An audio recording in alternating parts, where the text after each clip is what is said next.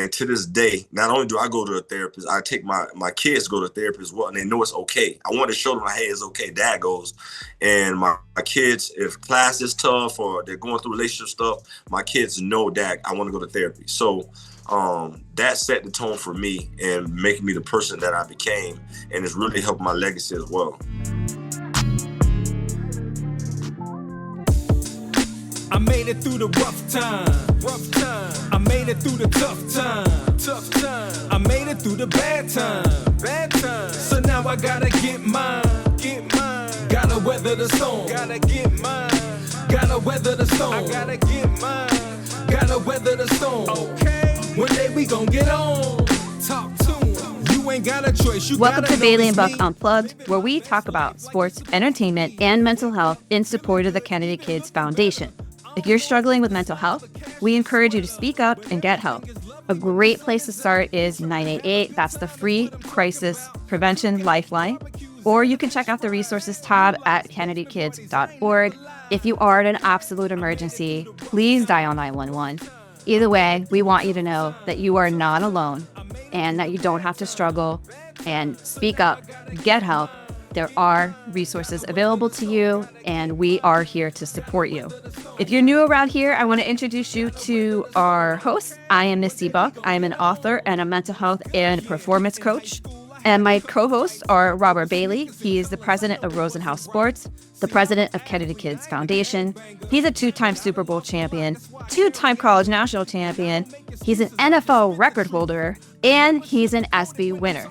And we are also joined by Bailey Brooks Masburn. She is a celebrity wedding and event planner, a former NFL cheerleader, and the executive director of the Kennedy Kids Foundation.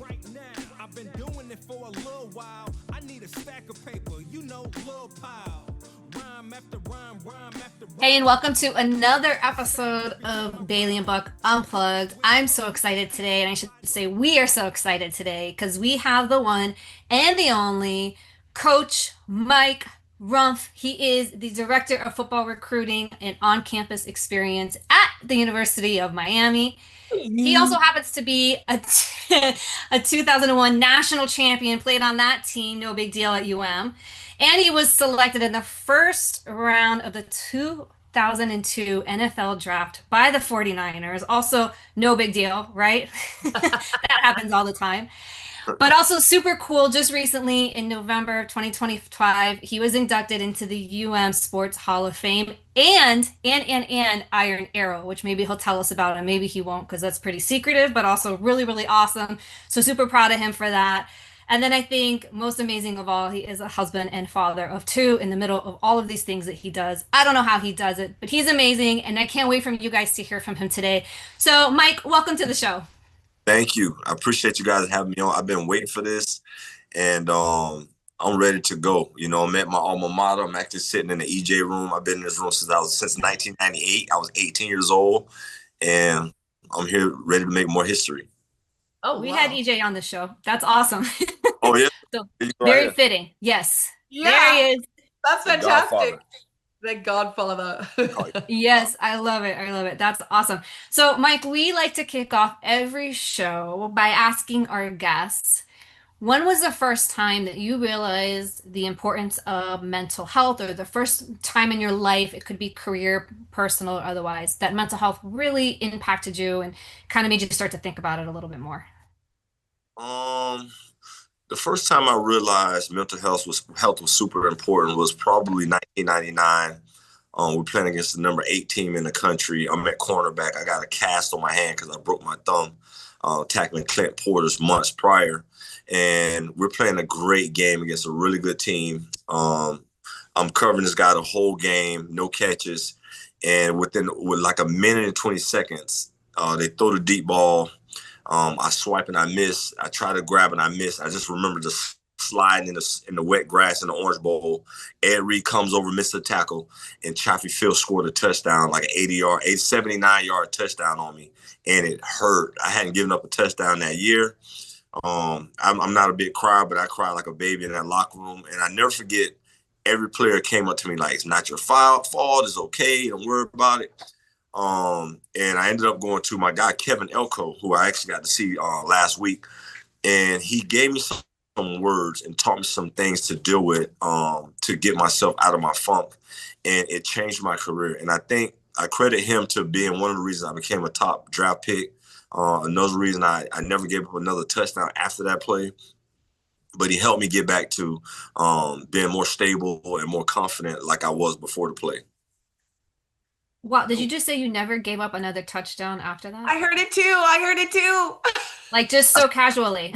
I put that in there, and most people don't notice that, but yeah, I literally gave up maybe 2 touchdowns in my career here, and that was one of them. So I started 40 games. I had some starts as a true freshman, and a lot of people, I don't have a lot of interceptions, so people are like, oh, what did you do? But they really didn't throw my way a lot because I was always playing man-to-man, and I had really good coverage. But that was the one time that I got beat. But I honestly, that play really made me a way, way better player because it hurt so bad. Well, and then what was the advice the coach gave you? So my therapist, Kevin Elko, you know what he did? He gave me some Deion Sanders stories. And being a cornerback, I admired Deion, and he was just like, Deion gets beat. He gets beat sometime, and this is what he does. And Deion is an avid studier, and I always thought Deion was just a talent. I thought he just came out on the field and just made stuff happen. But he had worked with Deion for years. He's one of the hardest studiers of the game that I've ever been around. So that made me realize not only I got to use my physical ability, but I had to add on the mental aspect and watch more film as prime time did.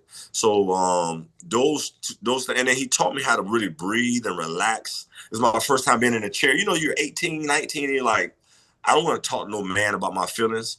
But he had me to relax and close my eyes, and I was able to open up. And to this day, not only do I go to a therapist, I take my kids go to therapy as well, and they know it's okay. I want to show them, hey, it's okay. Dad goes.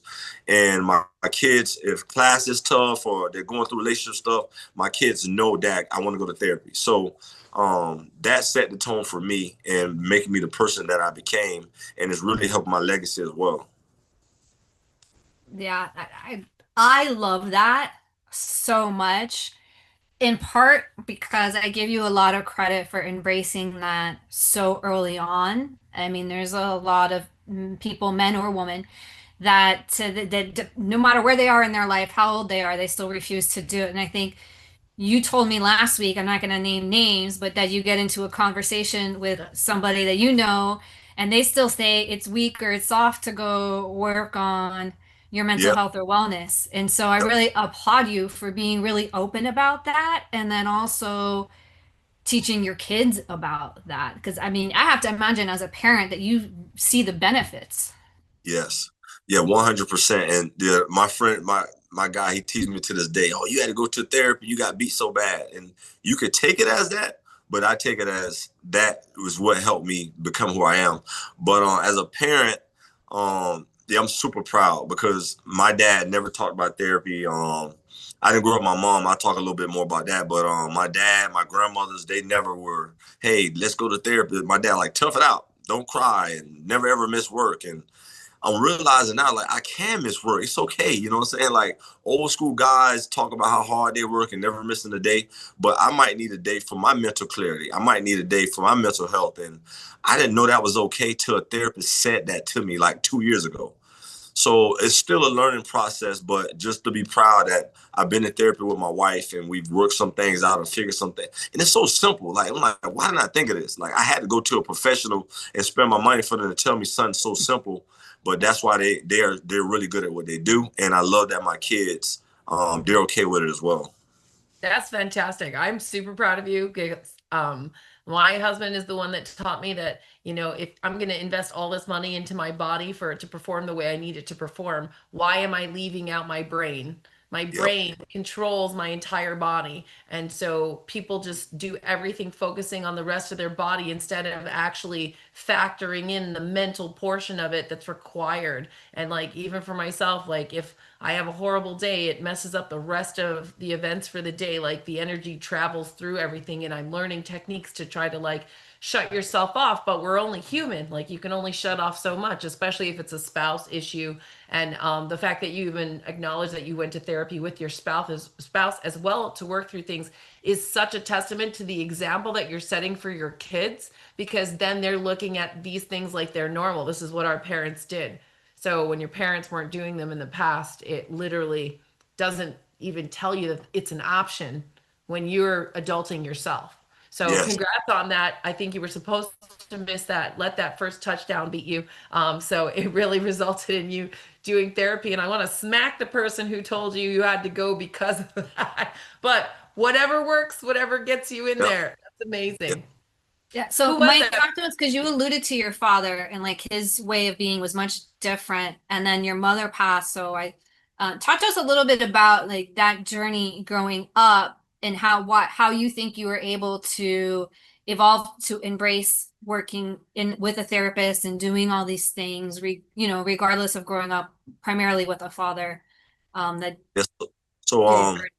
I was 8 months old. My mom was in a car accident. I wasn't with her. She was on her way from work, and she passed. So I really didn't know my mom. I had an older sister who taught me about my mom, and my mother's mom, my grandmother, taught me the most about her. And I learned every single year more and more things that I have in me that I didn't know. And a lot of people that knew my mom, like, that's your mom. That's Pat. My mom's Patricia. That's Pat. So I learned a lot from other people, and I do feel like I have a true connection with her spirit. But so grew up with a single father. I do have 4 sisters, 1 brother, but they all have. Everybody has different moms. So I was the only son or kid that grew up with my dad. It was just him and I. Grandmothers were always in my life. They were amazing. So I feel like I'm a little old fashioned. Like, my Fridays was sitting on the porch with my grandma, like with her old friends, telling stories and talk about like Golden Corral and all that, and talk about vegetables, how fresh they are at the supermarket. So, and fishing, like old fashioned, just women, right? And one of the things I learned, and I think I told you this, Misty,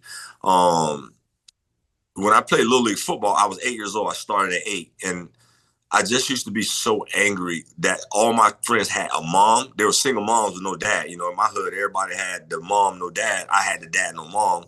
And I always see these dudes hugging their mom and getting kissed on and getting that love. My dad was like, all right, go get them. Like, you know, like, wasn't no hugging and no kissing going on. So I didn't get that affectionate side. And that's a whole nother story. But just the anger of not having my mom. So, you know, like, Bailey, like, let's say your son's out there playing football, and I see you're his mom, and you're cheering, go Johnny, go Johnny. I was trying to knock Johnny's ass out, like literally, like I was head hunting just because Johnny had a mom and I didn't have a mom. So, and I learned through therapy that I was channeling my energy of my anger through football, and my physicality later became one of my best attributes. And another reason I became a top draft pick, because I was super physical. But that came from an angry 8-year-old kid who didn't have mom at the games and practice. And I didn't realize that till I talked to she was like, Mike, you know what you were doing? I'm like, I didn't think of it. Like, I remember the feelings I had, but she helped me understand what I really was doing and why it was so beneficial that I did it.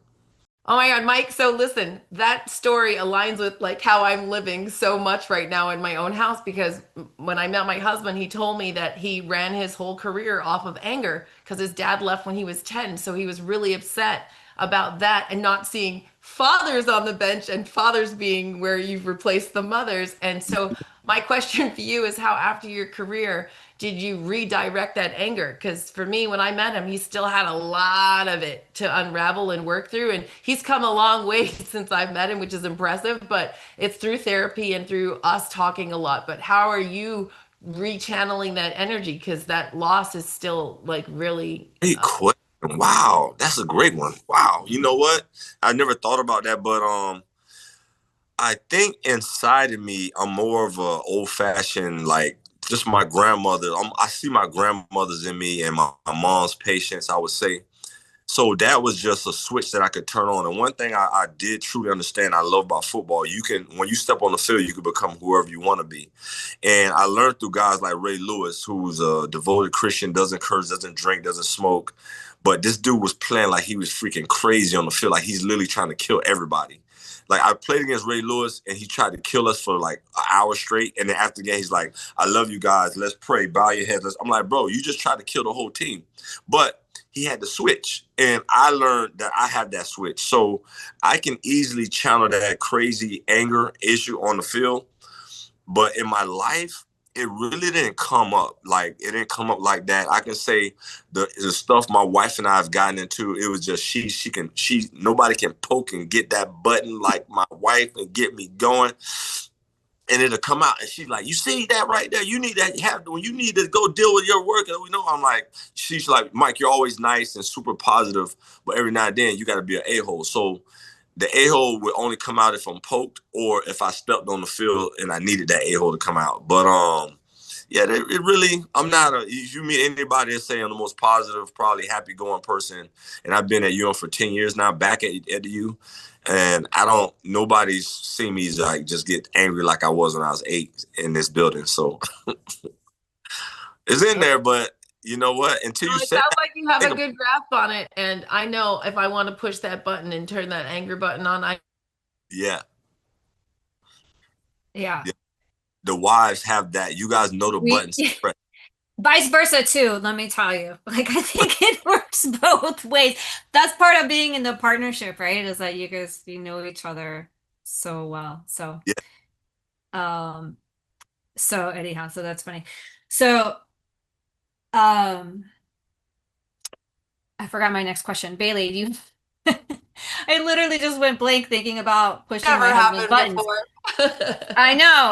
Just thinking about pushing buttons. Yeah, we're all focused on pushing a button right now. We're like mentally like, ooh, yeah, I am the trigger. Yeah. I do make his life hell sometimes. No, I'm just kidding. You know what? Y'all just gotta, like, when we have a day off, please don't do a honey-do list. That's the thing that, like, you think, okay, I got a day off, and then I can go home and relax. And then this is a long Home Depot, cut the grass, the garage, hang this picture up. And it's the time of year we got to put up lights, help me with the Christmas tree. Bro, I work 12 hours. I really, like, I come home, and but I know myself. I'm on a Palmetto for 45 minutes. Y'all bear with me now.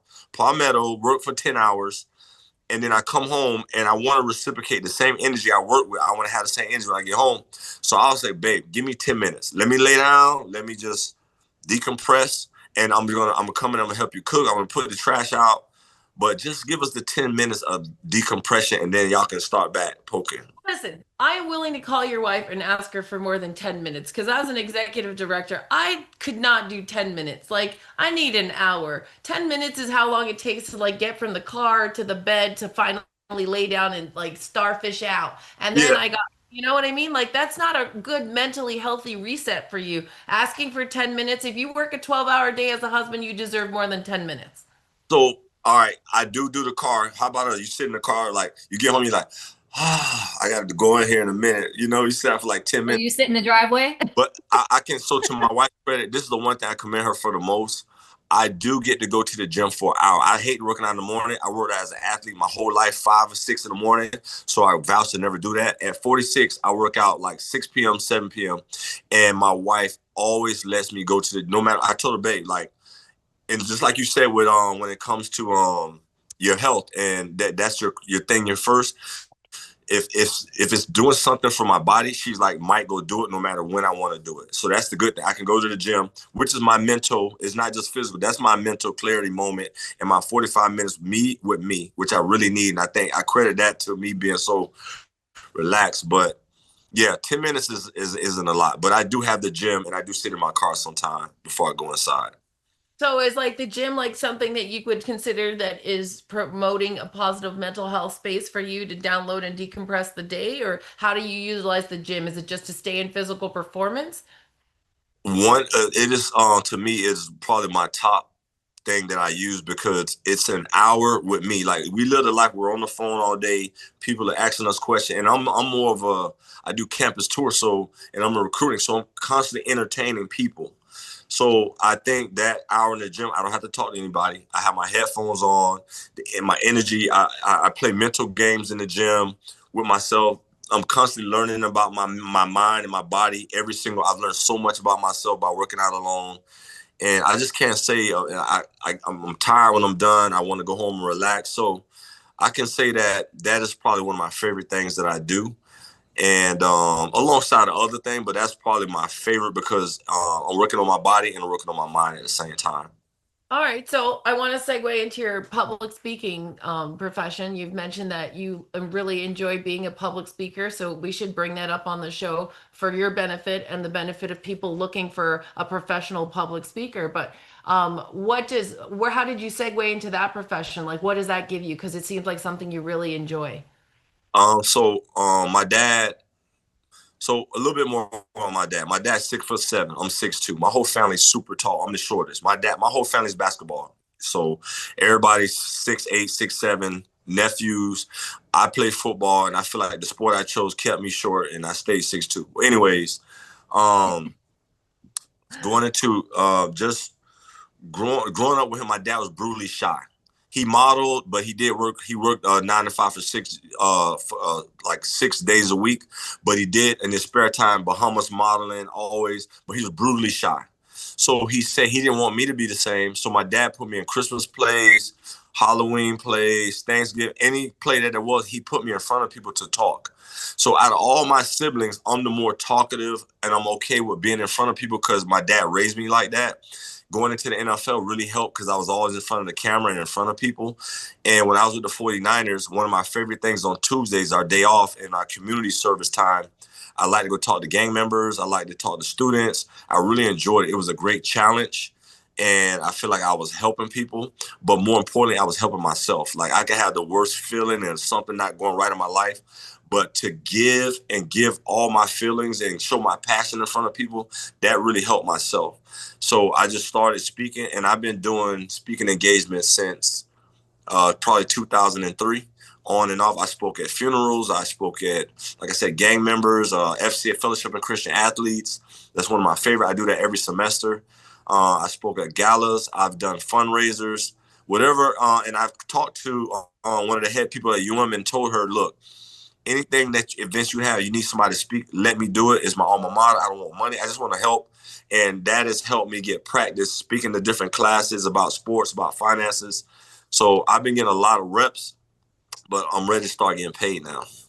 Well, you spoke in Sherelle's class, right? Aren't Yep. you a fellow speaker in one of Sherelle Jackson's classes? You did too, right? We both did her. Yeah, we both did that. Misty, you could also introduce him to Marcus Ogden. I could. Yes, so Marcus Ogden is actually a client of Misty's because she's a life coach for athletes.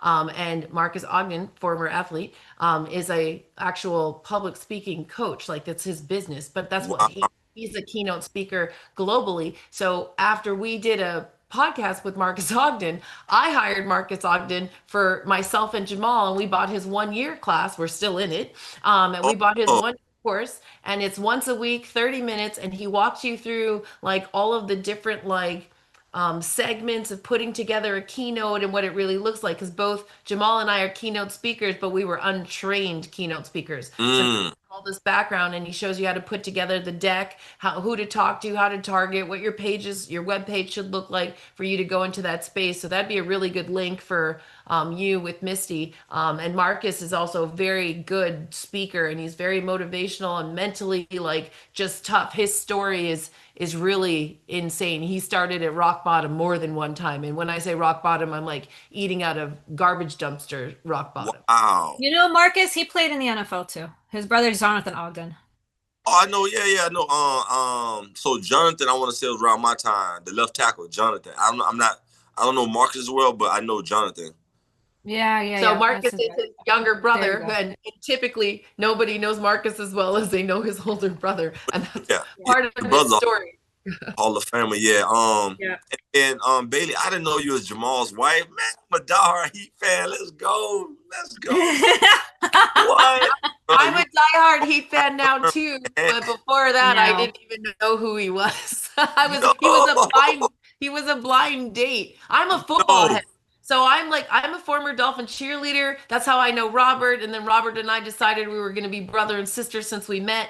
And then previously I married his best friend since sixth grade. And so he's her uncle. So I became Kennedy's niece. So when we lost Kennedy in 2022, it was a family affair, which is how I jumped on board the Kennedy Kids Foundation. And we'd love to have you as well. If you want to be our dedicated public speaker and give back to the kids for Kennedy Kids Foundation, I got a board seat for you, buddy, because your energy is like radiating through this, and how mentally healthy and tough you are after being a kid who ran off of anger is mind-blowing to me. And I love I love where you're at. Like Coach Larinaga is one of my favorite coaches and one of the sweetest guys, but like definitely we have a spot for you in Kennedy Kids Foundation so you could help us do something that you already love to do. Like we want people on our team who are aligned with the mission and aligned with helping other teens. And that's really where and why this podcast was created, was to show other teenagers, like other people who have made it but were struggling mentally, and how they've struggled and how they got through it, and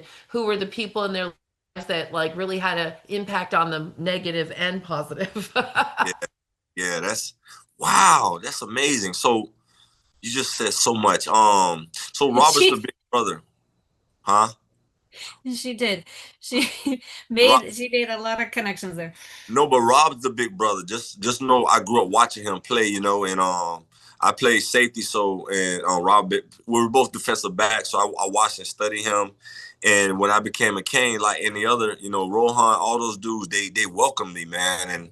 And I never forget, Rohan came in. It was so funny because he had his kids with him, and all of them had the long dreads, and they were lined up like from shortest, tallest to shortest, walking behind him like ducklings.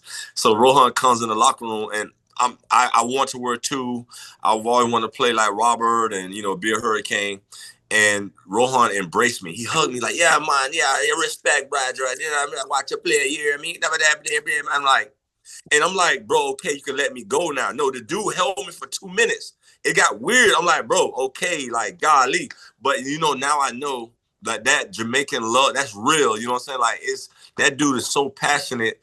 And it just it blew my mind. Like, I grew up as a kid wanting to wear number 2 and be like this dude. And then he just embraced me. And to this day, him and Robert are like my big brothers. So, I just had to throw that out there, my connection with Robert, just watching him play and stuff like that. But no, he's fantastic. I'm sorry yeah. he couldn't join you for your show today. He got stuck in Columbus because he's the RSR president guy, so he's doing all his own recruiting like you.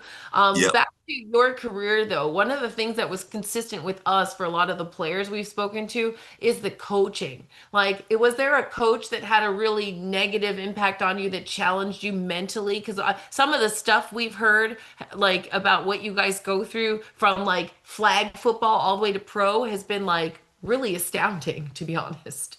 Wow. So I've had negative and positive coaches. And a lot of my negative stuff was more in the NFL, I must say, towards the end of my career. And I don't like to get lied to. Like, I'd rather you tell me, Mike, you suck and you're not going to play this week. Like, don't tell me you're the best thing ever and you're going to play like 80% of the game and it don't happen. So I had a couple guys that were kind of just tell you one thing and do something different. I just didn't respect that.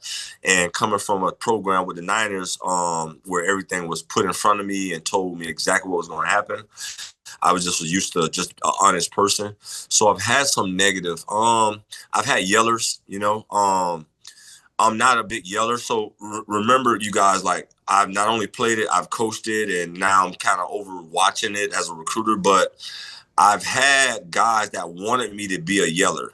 That this hit me when I became a coach in 2016. The current staff was like, "Get your ass here! You suck and you mother goddamn!" And I'm like, "Hey, let me talk to you. And okay, you're gonna bear crawl across the field, and when you come back, you're gonna do it right." And they didn't understand my strategy. I'm like, I'm not gonna yell and belittle these kids because I didn't like to get coached like that. I'm gonna discipline you. I'm gonna run you till you throw up, but I'm not gonna scream and I'm not gonna yell. It's gonna be the most, and I'm gonna pull you to the side and talk to you. I'm not gonna do that in front of your teammates unless it needs to be done. So I had a whole nother strategy. I read a book by the head coach, not Herm Edwards, but my guy, the coach. Anyway, his book taught me. He's a Christian. He's a coach, And he taught me that I could be myself while coaching. And luckily, I read that book before I came into coaching. But I've had the yellers and the screamers. Now, on the positive end, I've had a coach tell me at the age of probably about 14 that one day you're going to play in the NFL. And he don't know what that did to me. He told me that. And nobody had ever said those words to me. And I'm more of if I make an A, I'm going to go try to make an A+. If I make a B, I'm trying to make an A. And when he told me that, my career as a sophomore in high school went to a whole nother level. And I ended up getting recruited, becoming one of the top safeties in America. And here I am. But I've had both types of coaches. And luckily, I've been to be my own man when it came into coaching. Even though I came up from the high school ranks, when I got to college, I didn't join along the screamers and the yellers. Sometimes guys scream and yell because they don't know what the hell they're talking about. I like to make very complex things simple, and I don't have to scream at you to do it. That's just how I am. I love that. And I think it's true. Like there's a way to explain things in a way that are going to be more receptive. But let me ask you this. So we haven't had a coach on before to give us this from this perspective. We've had a lot of players, but I want to hear as a coach, and now knowing what you do on the recruiting side and on campus experience and all of the breadth of experience that you have from all sides of it, right? Some players seem to say that they respond to, like Robert talks about this. He wants to be the ones that he wants the coaches that are going to try and make him quit because he likes that challenge, right? Like he's the one like, give me more, tell me something else tough to do. Like, what else do you want from me? Like, I'm not going to quit, keep trying to make me quit. Like he's motivated by that, right? Like there's players like that. And then there's players that are more like what you're talking about, that they respond better to more positive feedback or constructive criticism. So, but I know a lot of coaches, they are totally like, I don't know what to do. I don't know how, like which way do I go? What's most effective? So from your perspective as a coach, seeing the different ways that players respond to different types of coaching, how do you approach that? Like, what if you have a player that's not responding to the bear crawls across the field, right? And what if you have the ones that are like, you got to make me try and quit? Like, how do you manage that as a coach, trying to keep all those different personalities motivated? Really, if you look at coaching, you're really just managing people.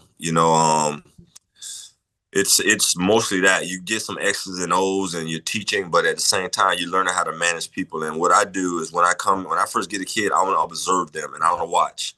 How do they learn, right? Does this kid is auditory? Is he a listener? Like y'all ever got that friend, they don't look at you, they just kind of listen to you like, yeah, and you listen and miss it, and you're like, yeah, you just said inside leverage 2 feet to the right. And I'm like, okay, I get it. This kid's an auditor, he's a listener, he's an ear hustler. Then you got some visual guys, they turn around when you're talking and looking at you and they're nodding, they got it. Or you got the writer, I'm a writer, I gotta write stuff down. So I observe how they learn, how they react to different type of coaches. And, if I'm screaming at a guy, well, if I got a guy that's motivated by money or cars, I might put a picture of a Lamborghini in his locker before the game or before practice. This is what you're working for right here. Or you got a guy that he's not listening, and I've bear crawled him, I've rolled him, I've up down him, he's thrown up, but he's still not doing right. I'm gonna come. You're gonna sit on the bench right here next to me because nobody likes to sit on the bench. You take away their play, the kids are going to either transfer out or they're going to figure out a way to get on the field and do things the right way. So I'm constantly monitoring how they react to how I coach them, and I just continue to go it that way. One thing I do, and I've done this since I was coaching since 2011, I do 5 minutes of visualization with all my players. That's from the high school assistant coach. When I became a head coach, my whole team meditated and visualized their success. And when I got here, when we were winning the turnover chain and doing all those things, we were visualizing and seeing ourselves putting the turnover chain on after positive plays. So I made sure it wasn't too much. You don't want to get them too deep into meditation and they just sleepy all game, but it would be quick. I start out like smell the grass, the sound of the Orange Bowl, the sweat dripping down your nose. You see your opponent with the red and black jersey on, and he's number 12. You're dominating him, and you're intercepting, and you're tackling. And it's cool after the game. Those kids say, "Coach, I saw that vision. I visualize it. So, I mean, I got ways to get guys focused. I found ways to, teach them. Everybody learns different. I had guys that were so severe in learning disabilities. I would say, hey, you're going to jam with your left, and I'll hit them. Jam with your left. And they jam with your right.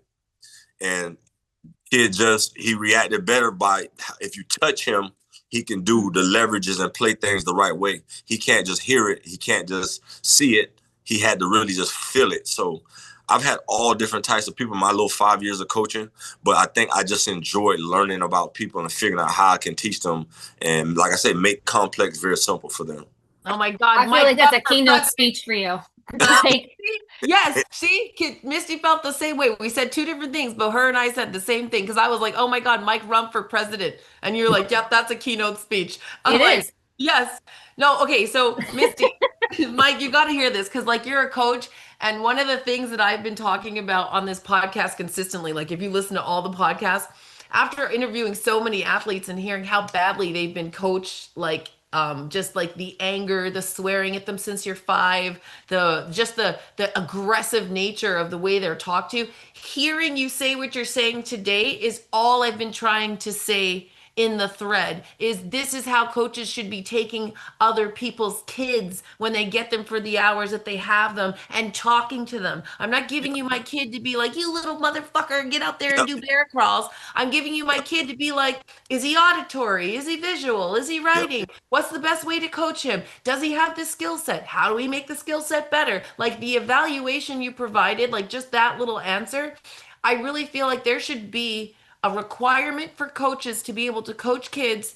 If in any coaching sport whatsoever, you're taking a kid that is not your own and you have to coach it to do something you want it to accomplish, you must have these skills because it literally is why so many athletes feel like they can't tell a coach that they don't feel mentally healthy because they don't want to lose their spot or not get drafted or recruited.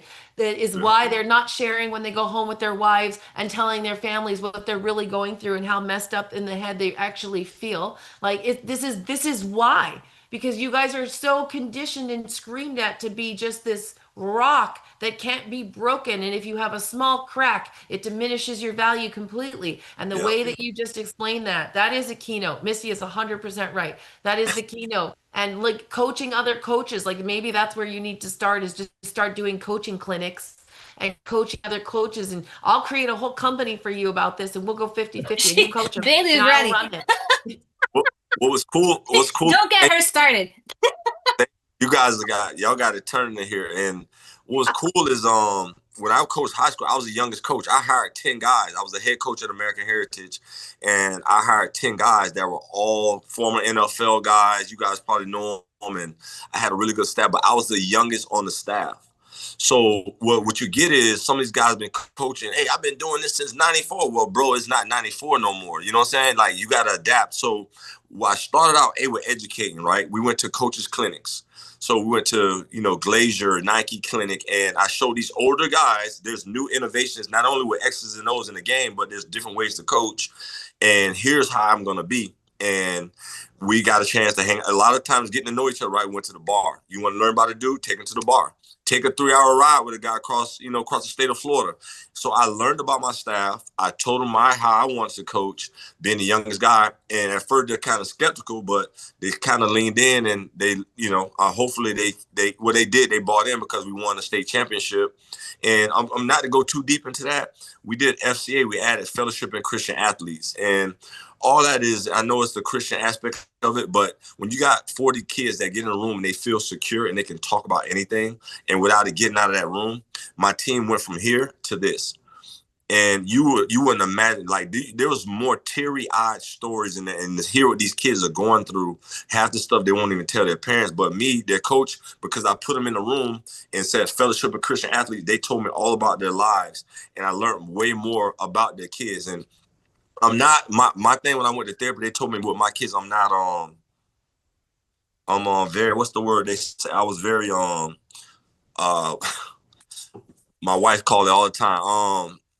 When you just see the outside of me, I'm not deep inside. It's more, surface. Yeah, that's it. My therapist called me surface. And I had never thought about that. Cause how's your day, Mike? It was good. You know, like, what about good? You know, No details. no details. And I learned with my kids, my number one job now with them, 24 and 19, I got to be less surface and dig more deep into what they got going on. Hey, Sienna, my daughter, what made you smile today? And she looked at me like, what are you talking about? And then when she started telling us, well, actually, my friend said this, and then she opens up. So I literally Google, like, how can I be not surface with my kids?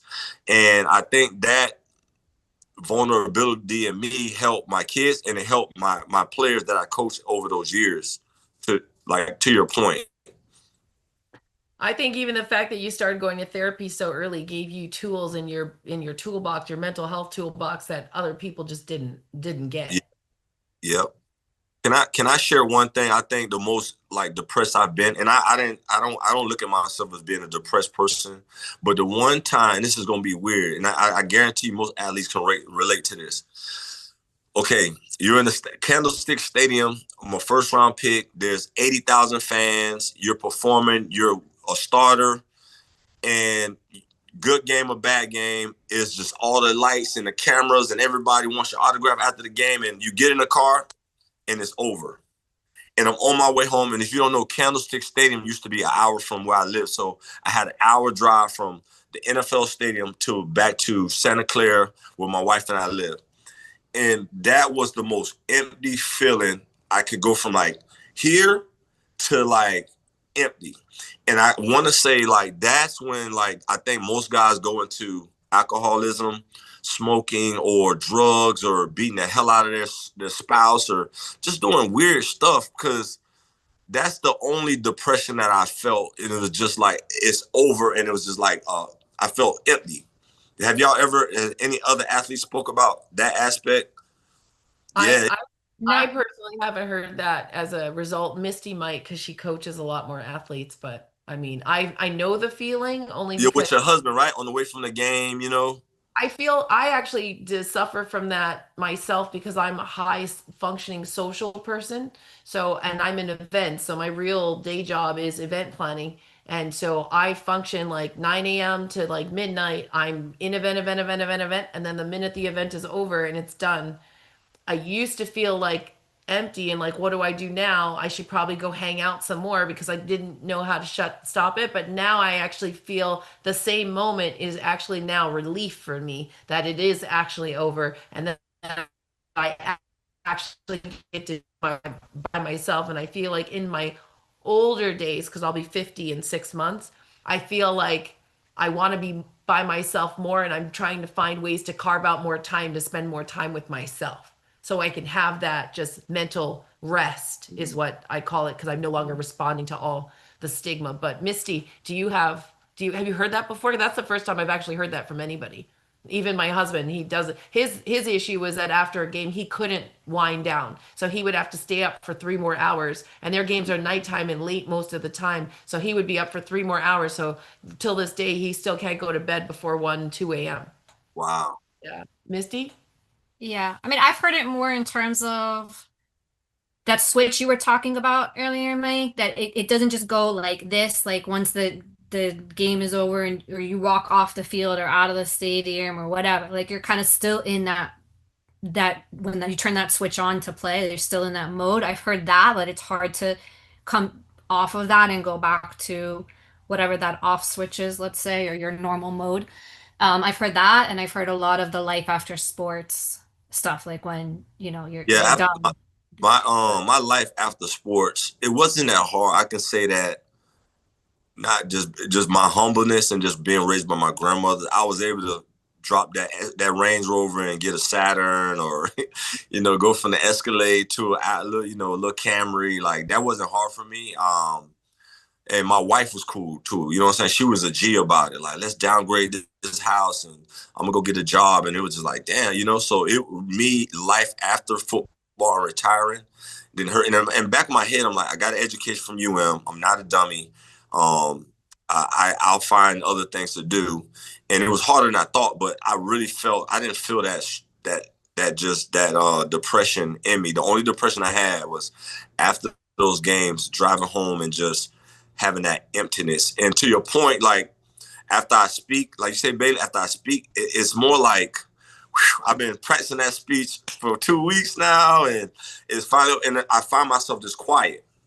Yeah. Like, you know what I'm saying? Like, you get home, you've been dealing with people for all those hours, you get home, it's just like, I don't want to talk. Like, I'm just, and I feel great. It's not that I'm being, it's just, I'm just here, you know? If the drive is an hour, I'm happy because I Yeah. just no radio, it's silent. I just hear the car on the road, and it's like I'm home before I know it, and I realize like 45 minutes into the drive, I forgot to turn the radio on because Yeah. I'm just That.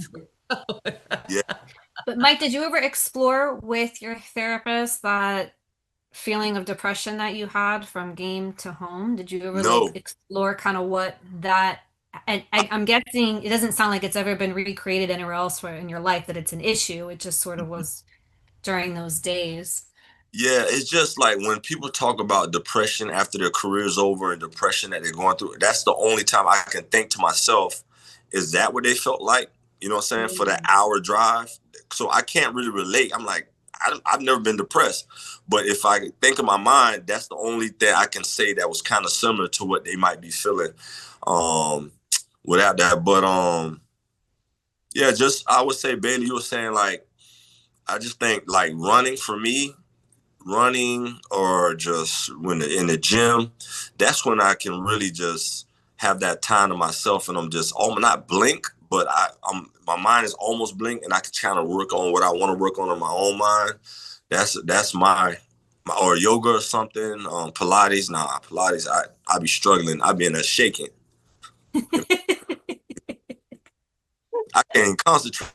My body's shaking so much in there, but I can relax more in yoga and stuff. But I found different things that I really enjoy, and I think it helps me release and not just have that stressful situation. Yeah, well, I think everybody has to know what works for them. And I think it's good to understand that anxiety can be an emotion, depressed can be an emotion. It's not always necessarily a disorder, and not everybody can relate to having it as like an illness. But I think most people at one time or another can at least understand a feeling, even if it's short-lived, of, doesn't mean like you have anxiety or you are clinically depressed. It just is at one point you had like that low point or whatever it is. So I appreciate you sharing that, because I think it's important to also recognize different people's experiences, and that things show up differently for other people, and that people have to learn their own coping skills, like what works for them and what doesn't. Like, I love to meditate, but I can't stand yoga. If I'm gonna work out, I want to kick my ass. Like, that's how I want to challenge myself. Like, to me, that's a workout. Like yoga is great and all, but then I'll sit and meditate on my own. Like, I don't need a class for that. Like, I'd rather be in boxing, like hitting things, right? So I think, but that's me, so I think everyone has to figure out whatever that is, whether it's exercise or whatever that coping skill is for you. So I appreciate you sharing that. Yep. No, I love the tip, like that your wife was like ride or die, that she was like, all right, Yeah. what we got to Yep. do, we got to go with it. So it also sounds like you're in a mentally balanced relationship as well. Yeah. So luckily, I met my wife here in '99. So we've been together 26 years, married for 20.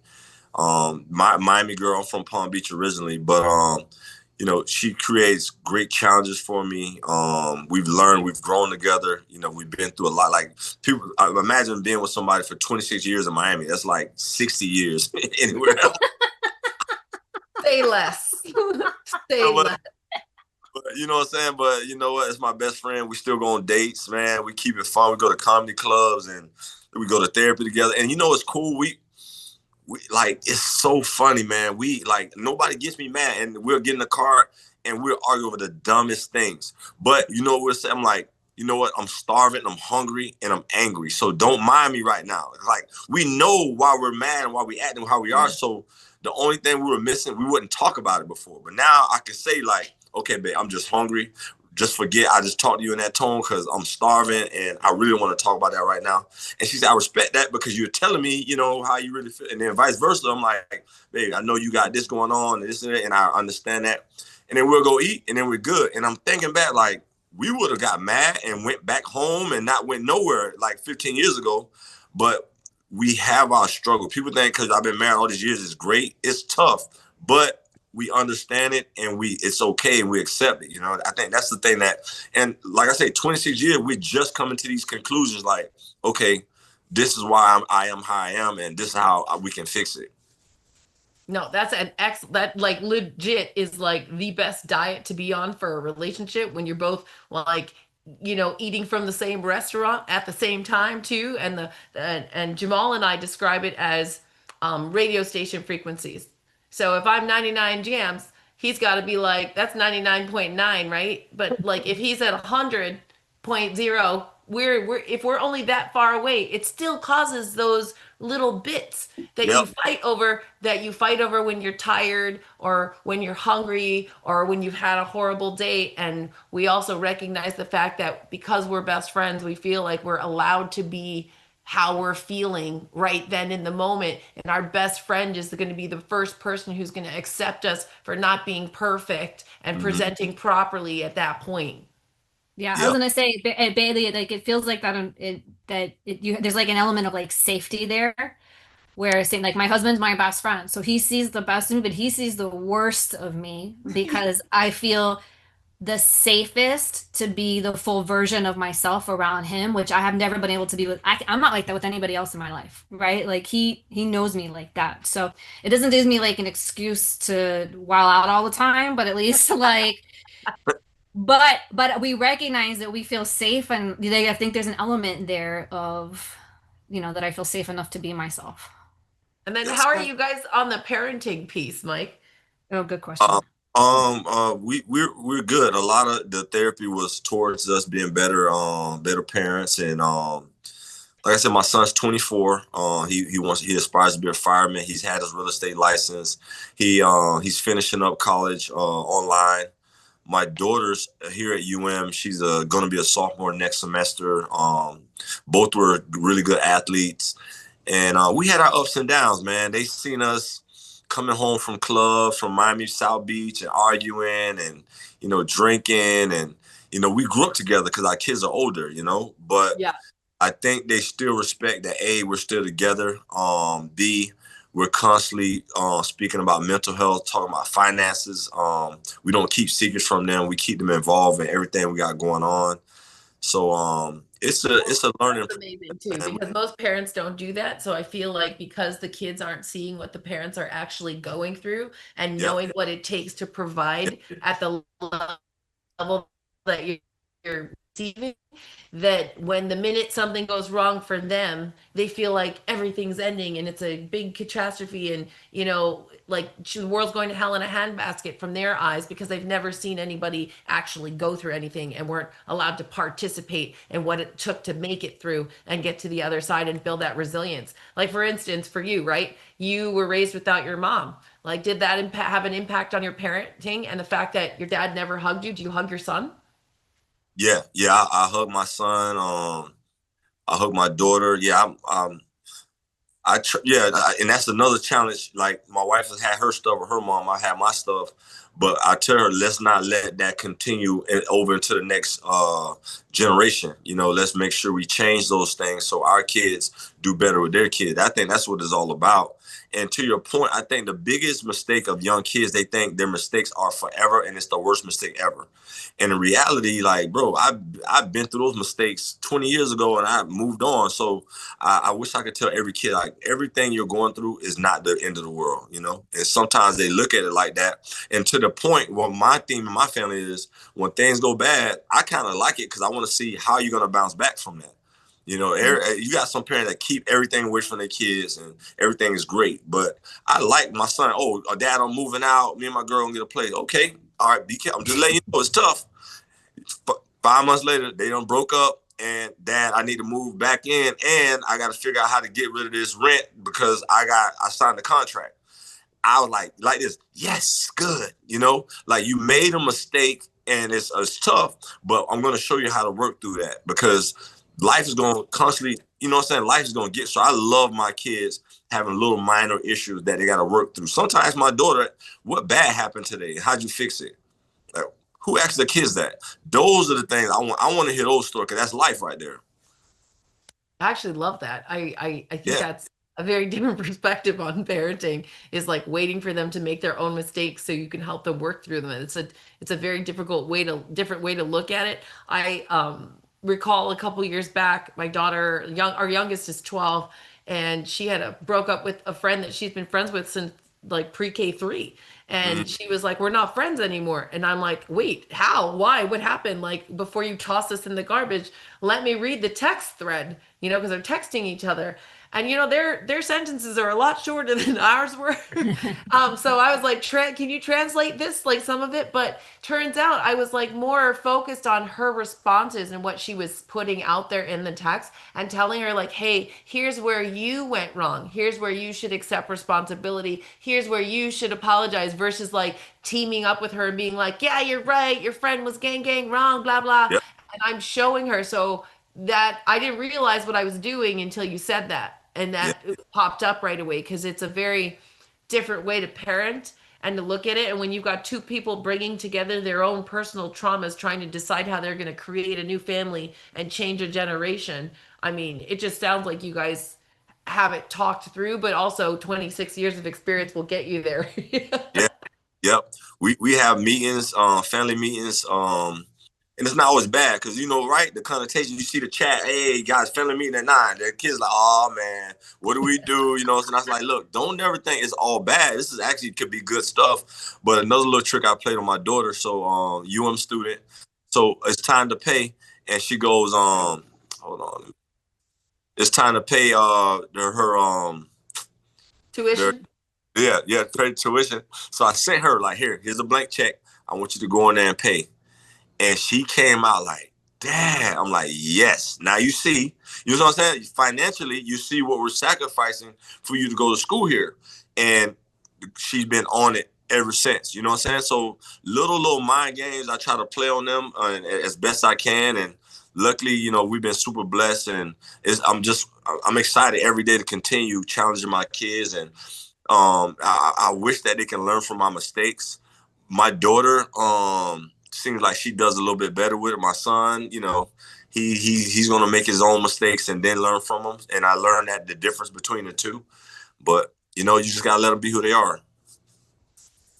Yeah, when you learn their personality types and what their love languages are, instead of just focusing on your partner's love language, when you learn your kids' love language is a way you can speak to them as well, it really changes the game. I did a podcast with Robert Bailey and Adewale Agunlie. Misty missed that podcast that day. She had a prior engagement, but the two of them were sitting there, and in the middle of the podcast, they were like, oh my God, we think we're in therapy right now with you. And I was like, well, I don't mean to make it therapy, but like, don't just focus on the love language being a love language for your partner. Like your kids have love languages too, that you could then use them like you do, or manipulate, use them to teach them lessons and show them different things about how they can move through the world later on. Because I really thought you were going to respond with, she didn't know how to write a check. And instead you were like, she learned how much money it costs to go to this school. Like, big deal. That big difference. And so you went from the basic, what I expected to be the answer, to like, no, you next leveled it. So that rocks. Seriously. That's what's up. Well, I think we're having awesome conversations today. Mike, I know we're coming up close on an hour, so we'll probably start wrapping up here in a few minutes. There's so many awesome things that I know you still have to share, just based on conversations you and I have had before. So is there, I don't want to like put you on the spot with any specific story, but is there anything else that you want to share that you think might help our listeners when they're looking at their own mental health, or the mental health of their loved ones, or their teammates, or people in their life? Like, what would you say? I would say that it's okay to talk to someone, to have a mediator, to kind of go in between of you and your partner, or go, mentally, to help you move on. When you're young, don't think your mistakes are forever and it's like the worst thing ever, because there's plenty of people that's been through way worse and they've worked their way through it. And I would like to say to all the current high school and college players, athletes rather, high school and college athletes, that mental health is real, and you got to constantly run a little test to see how you are. And Learn as much, watch podcasts like this to learn as much as you can about mental health and learn from other people's mistakes. So hopefully you don't make the same. And then lastly, life after sports is tough, man. You know, when you're all in it and you're a professional or you're in college and things are great, but when it's over, it's tough. So I had a chance to go to the Niners an alumni weekend. It was like suicide prevention month. And they did a good job of putting some former NFL guys with some kids who have been through a lot of stuff. And that's where it came to me that it's important to support people when they're done with their careers, because it can get lonely and you don't have that 80,000 fans and that electric jolt to get that feeling. It's not a lot of jobs you can get after you retire that's going to give you that feeling. So check on your people once they retire, and make a community around those people, and just continue to be positive. I think that's my best message I can give. Well, you were a phenomenal guest, and I would love to be able to share with our guests and listeners where they would be able to find you. If you don't mind sharing, if they want to find you or follow up after this podcast, do you want to share your Instagram? Yeah, sure. My Instagram is Coach_Rumph, RUMPH. I have Twitter. It's just Coach Rumph 16, but I got hacked, so I can't communicate on Twitter. Welcome to the digital world. Yeah, Facebook. I don't have Facebook, but pretty much Instagram and LinkedIn. I'm on LinkedIn as well under Mike Rumph. I'm always here to you. I love my campus. I'm a historian. That's one part that Misty knows about me. Bailey, I'll give you the history of Miami, the history of the university. Anything you want to know. Y'all know Miami was one of the only cities that was founded by a woman. Mm-hmm. Y'all know her name? Did not know that. Tuttle, right? Tuttle, Julia Tuttle. Julia Tuttle, yeah. Yep. It was founded. I don't want to look stupid, so I'm just going to let you know that I'm Canadian and I only moved to this country like 24 years ago, so I might not. Oh. Otherwise, I think that's super smart, but I did not know that Miami was founded by a woman, and how cool is that? Yes, there you go.